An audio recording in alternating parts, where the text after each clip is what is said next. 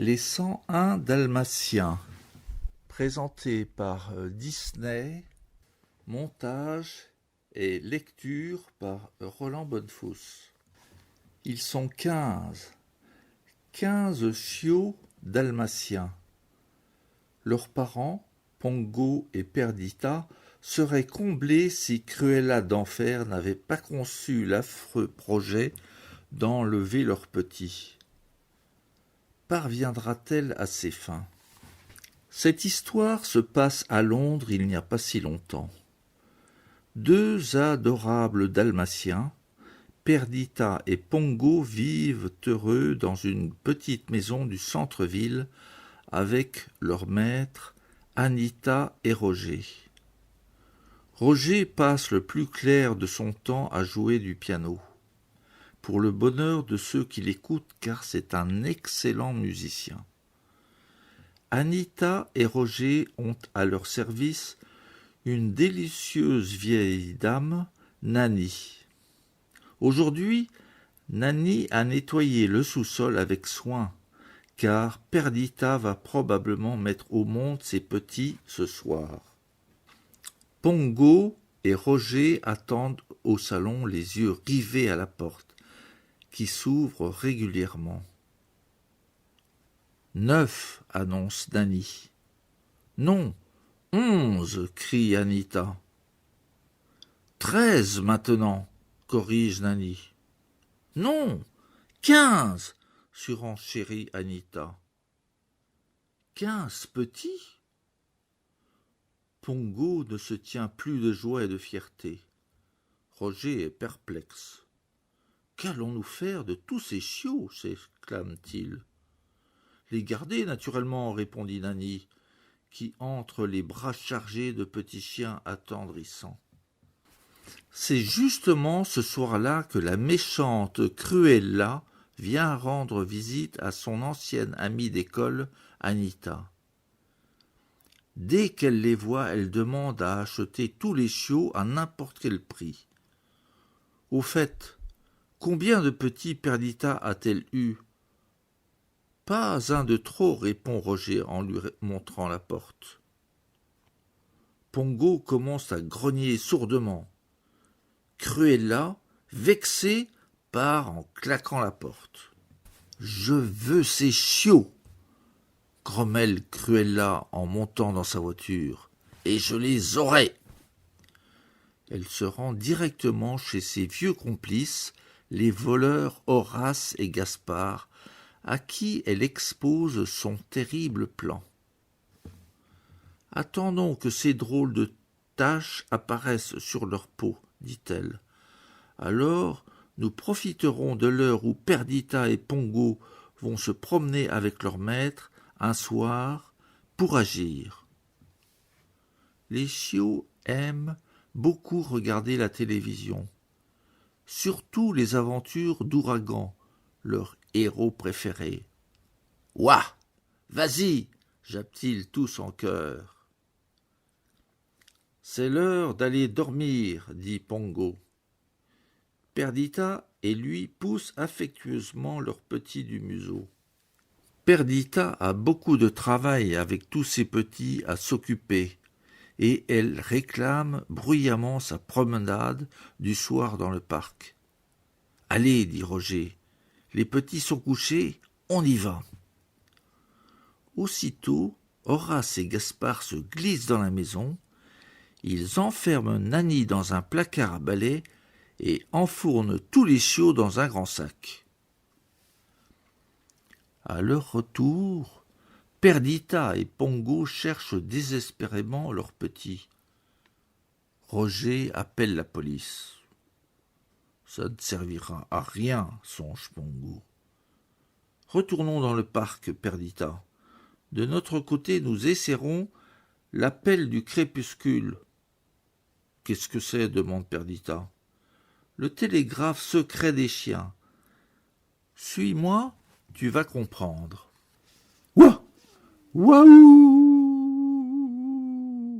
Aboie Pongo sans se lasser de toutes ses forces.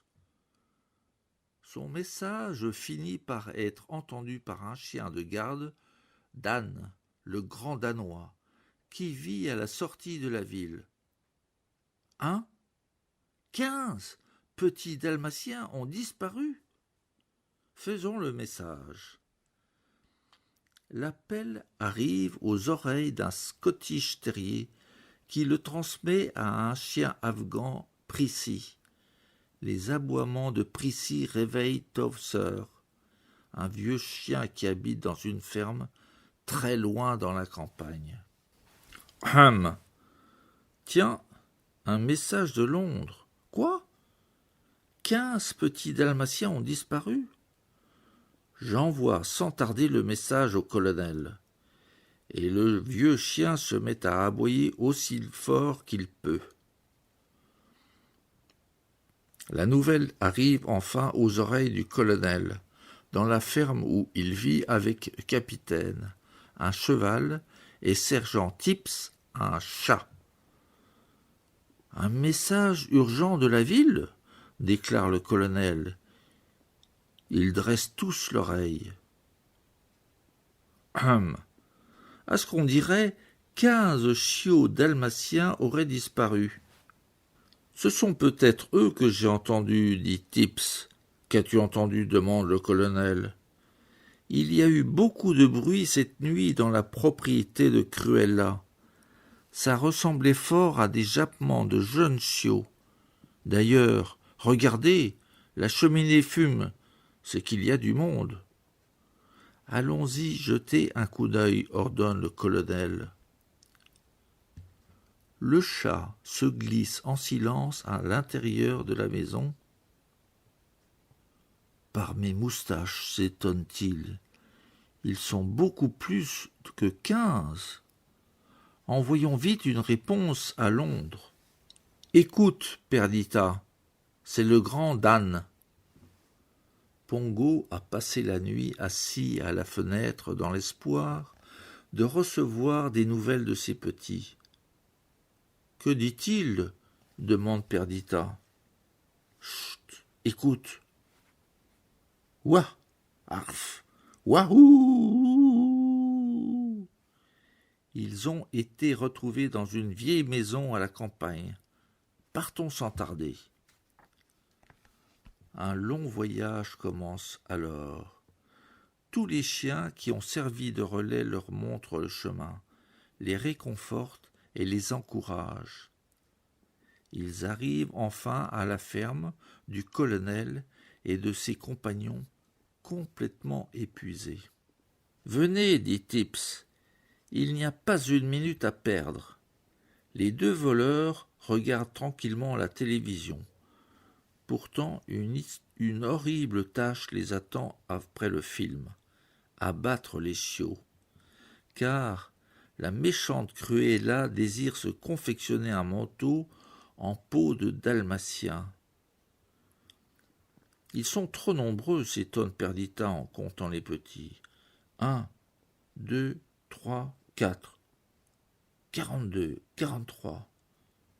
64, 65. 97, 98, 99. Pongo, ils sont 99.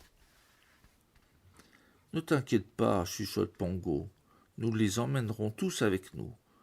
Nous n'en laisserons pas un seul à Cruella. Ayant découvert un petit trou dans le mur, ils y font passer tous les petits en silence pour ne pas alerter les voleurs. Mais voilà la fin du film, et Horace et Gaspard se lèvent pour exécuter les ordres de Cruella. « Mais où sont tous les chiots » s'écrie Gaspard. Ils cherchent dans toute la maison. Soudain, par la fenêtre, Horace aperçoit les dalmatiens. « Je les vois » hurle-t-il, « ils se dirigent vers la vieille grange. »« Dépêchez-vous » dit le capitaine à Perdita et Pongo. « Tips et moi, nous nous occuperons des voleurs. Ainsi vous aurez le temps de vous échapper. » Juste à ce moment, Horace et Gaspard arrivent à bord de leur vieux camion. Mais les ruades du cheval et les coups de griffe du chat ne font que retarder Horace et Gaspard, qui remontent dans leur véhicule pour se lancer à la poursuite des chiots. Soudain, la neige se met à tomber, une brise glacée siffle autour des malheureux chiots, pris en chasse par les deux brutes. « Il faut trouver un endroit pour nous reposer, dit Perdita. Les petits ne résisteront plus longtemps, ils ont faim et froid, ils sont fatigués. Bonsoir, soyez les bienvenus dans ma ferme. » Perdita et Pongo sont surpris et heureux. La voix amicale appartient à un élégant collet qui ajoute « Vous dormirez au chaud dans la grange, et ne vous inquiétez pas, vos petits trouveront de quoi apaiser leur faim. » Il les conduit dans une grange accueillante, au milieu de bonnes vaches douces et rassurantes. « Comme ils ont l'air affamés, les pauvres petits, » disent les vaches. « Venez boire notre bon lait. » Les chiots boivent goulûment à leur pie et s'endorment bientôt, repus dans la paille chaude et odorante. Le collet annonce son plan à Perdita et Pongo. Le retour des chiots à la ville est arrangé grâce à un ami, un magnifique labrador noir. Demain matin, vous irez au village. Les maîtres de mon ami ont un magasin devant lequel est garé un camion de déménagement. Vous vous y cacherez et vous serez chez vous avant le soir. Mais, s'inquiète Perdita, si Cruella et ses acolytes nous rattrapent. Tout ira bien, dit Pongo d'un ton calme. Allons dormir, nous aussi. Le lendemain, à l'aube, ils remercient leurs amis et se hâtent vers le village. La tempête s'est arrêtée, et pour leurs ennemis, les traces sont faciles à suivre dans la neige fraîche, malgré les efforts de Pongo pour les dissimuler. Cruella et ses hommes arrivent au village juste après eux. « Venez !» leur crie le labrador qui guettait leur arrivée. « Regardez, c'est ce camion là-bas, mais il vaut mieux vous cacher dans la forge en attendant que ces brutes aient disparu. » Ils réussissent à dissimuler tous les chiots à la vue de Cruella. « Maladroit !» hurle-t-elle à ses complices. « Je suis sûr qu'ils ne sont pas loin. Trouvez-les, et vite !» « Comment leur échapperons-nous » soupire Perdita. « Oh non ! Arrêtez de jouer dans la suie, vous allez vous salir. »« Au contraire, dit Pongo, c'est une excellente idée. Roulez-vous bien dans la suie jusqu'à ce que vous soyez tout noir. Maintenant, ce sont des chiots labrador que nous avons là. »« Alors, nous aussi, il va falloir nous rouler là-dedans » demande timidement Perdita. « Eh oui, les voilà tous aussi noirs que leurs amis. »« Surtout, pas un bruit, les petits, » ordonne le grand labrador. « Nous allons passer derrière Cruella et sauter dans le camion. Prêts ?» Perdita et Pongo aident patiemment les petits à monter dans le camion. Soudain, voilà que le camion démarre.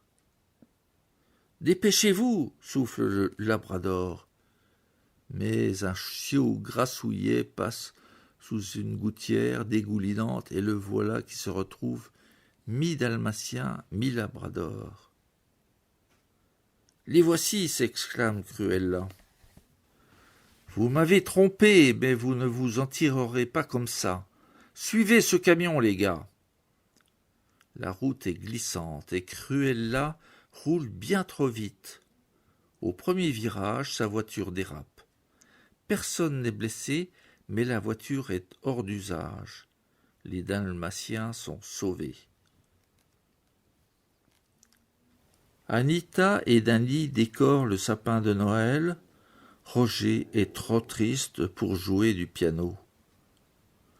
Je n'arrive pas à croire que Perdita et Pongo nous aient quittés, répète-t-il. La brave Nanny essuie une larme. Quelle nuit affreuse j'ai passée. Parfois je croyais les entendre aboyer, mais hélas, ce n'était qu'un rêve. Ouah, ouah! Il y a quelqu'un? Demande Nanny en ouvrant la porte.